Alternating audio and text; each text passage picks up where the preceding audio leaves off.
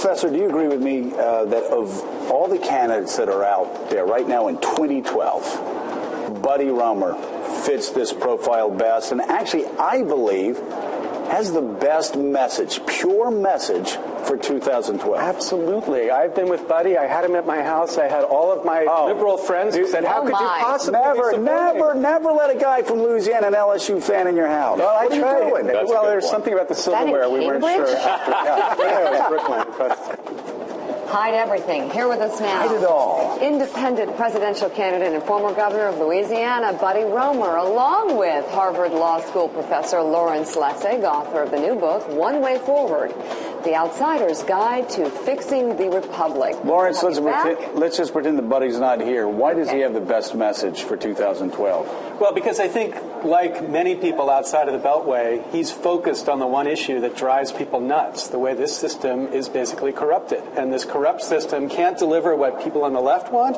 or what people on the right want. It blocks both sides. And until we get someone who's going to focus on this one issue and change this corruption, we're not going to get anywhere for either side of the party. Do you think the president wanted to do that? Absolutely. So why do you think he didn't or couldn't? I have completely? no idea. You know, I had this Marshall McLuhan moment where I was sitting in Aspen and David Axelrod sat down next to me, and I asked him this question. I said, you know, what was the plan? You guys campaigned on the idea of taking up the fight to change the way Washington works. What was the plan?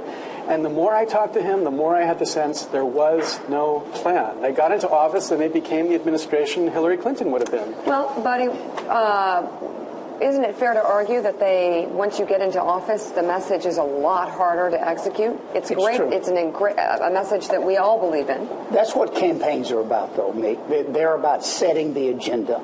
They're about prioritizing what you're for. And you need to have some preparation to execute on that idea. Let me say it again. I don't think administrations are characterized or graded about reactive stances or new ideas after they're elected. I think they're graded about how their ideas played during the campaign and then their execution when in office. And I think what President Obama has done was got tied into the problems of the economy, which is understandable, and left his priorities behind, if they were in fact priorities. And the issue is reform. The issue is reform. And the case point to study as analysts is the tax code. It's convoluted. It works against the average American. And you worry about this economy, there's no confidence out there because the president introduced 7 new tax changes in his State of the Union message. A loophole here, a nod to that friend there. It's wrong. It needs to be cleaned up. And it won't happen, Meek, until we reform our system. So how do you do it? How do you make a difference? I mean, the president obviously raised a lot of money. Any other president. He raised a lot of money. Mitt Romney's raising a lot of money. You have to pay to play, don't you? You do. Money is important in life and in politics. But I have always felt, Joe, that if you set standards of disclosure, limits, if you set standards that were realistic and appeal to the people rather than the special interests. Larry has a saying that Washington's not about left and right. It's about outsider and insider. And what I tried to do in this campaign, I've been unsuccessful so far. I've had modest success. What I've tried to do is appeal to the outsiders, those who have an interest in the future of America and yet are not the inside special interest. If you can do that, Joe, I'll give you a number. If you could attract 1 million Americans out of 312 million, 1 million Americans to give you $100 for reform, for putting America first, for having a unity ticket. If you give 1 million Americans at $100, that's more money than all of these guys have spent in the primary combined. Make a big difference. Let's go to Katty Kay, the BBC's Katty Kay. She has a question for you. Katty. Yeah, Lawrence, I thought it was really interesting what you write about in the book, both the insider and outsider, and of course the amount of money in politics. The last British general election cost $75 million, which is kind of bargain basement democracy, I guess, compared to what they cost here. But, you know, we now have the Supreme Court ruling that's opened the floodgates, and it seems that this is going to have to be done by presidential leadership, but no president can get into office or stay in office and hope to be re-elected if they don't take part in the system of super PACs, right? I mean, it's now so corrupted, the system, that how do you get out of it? No, that's exactly right. And you will see neither of the major party candidates in this election pick up this issue, because it would be hypocritical. How can you take on super PACs while having your own super PAC standing next to you raising all the money in the world? And the astonishing thing, I think, in the Republican primary is that Buddy, who was literally the most qualified candidate on this ticket, so he was governor, 4-time congressman, couldn't get on stage because he couldn't demonstrate that he could raise enough money.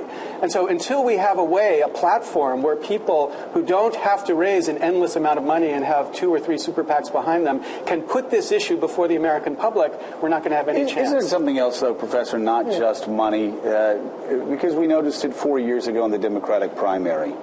We sat there through one debate after another debate, watching Joe Biden and Chris Dodd and Hillary Clinton turn in really positive debate performances.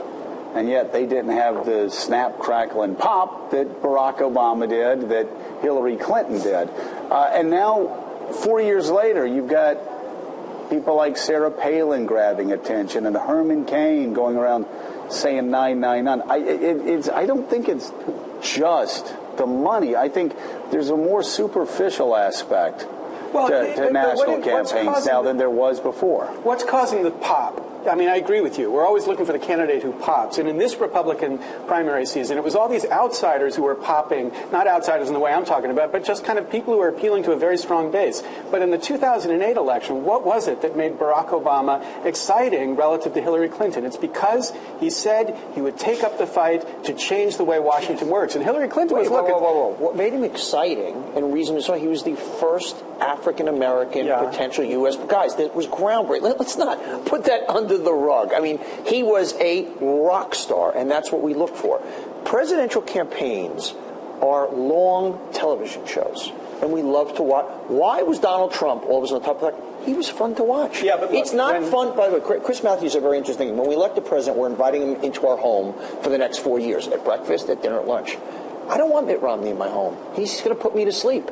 Hillary Clinton, Barack Obama were exciting people. So the Republicans have not put forth a telegenic, exciting television star candidate, and that's what it's all about. Can I just say really quickly, Professor, before you respond, I think it's just fair for us to say, for the record, Mitt Romney doesn't want to go to Donnie Deutsch's house. I'm not Yeah, we can agree about that. The lips and we can agree about that. But look, when everybody said Barack Obama had no chance, everybody said he had no chance against Hillary Clinton, the reason he had a chance was that hundreds of thousands of people gave him small contributions to say, take on this system. So it was we wanted to see that television show. It was compelling. Barack Obama and Hillary Clinton I was in that campaign from the very beginning. I disagree with Donnie. I think it's always a component part. How do you look? How do you act? Do you make me laugh? That's always a part of it. But at the end of the day, Americans vote in their family's best interest. At the end of the day, America has demonstrated for 200 years the ability to pick amongst Abraham Lincoln and somebody else. Look, Hillary, Donnie, don't trivialize it. I'm not trivializing at all. We sound amazing as a country. I'm doing the opposite of trivializing. So let's talk about then, how does money corrupt? You've talked about banking reform. Tell us really quickly, buddy, some of the ways that money corrupts Washington and stops reform dead in its tracks. Look at the tax code. Larry gives examples in his book. I can give examples in my life. You were a member of Congress. How often do you make a permanent change in the tax code? Zero. It's always done for 1 year, 2 years, 3 years, 4 years. You know why? Because congressmen like to raise money when it comes up 3 years later, and they go back to the same business interests and say, look, I did this for you once, I'll do this for you again. We have a tax code you can't read. We have a tax code that's unfair. We have a tax code where major corporations pay close to zero, and the average working person pays 18, 19, 25, 28%. We have a code that's not fair. We have a code that's not growing America. So you would think the president would make that a top priority, wouldn't you? If we need jobs, He just proposed tax reform after 3 years in office. It's not a priority because it's a money raiser for congressmen. And if you change the code, if you make it simple, if you make it clear, if you make it fair, why the hell do I vote for a congressman? I don't need him. I've got the tax code. Right. Buddy Roemer, thank you very much much for being back on the show again. Lawrence Lessig, great to see you too, Professor. Thank you. And Donnie, seriously, the next time Buddy comes on, we're going to ask you to stay in the crowd. By the way, despite the fact that you're insulted, I'm going to celebrate the show. This is the only show where you can talk about a Marshall McLuhan moment. There you go. Very good. Coming up next, we have Steve Ratner, and he's brought his charts. A closer look on how education impacts the unemployment line.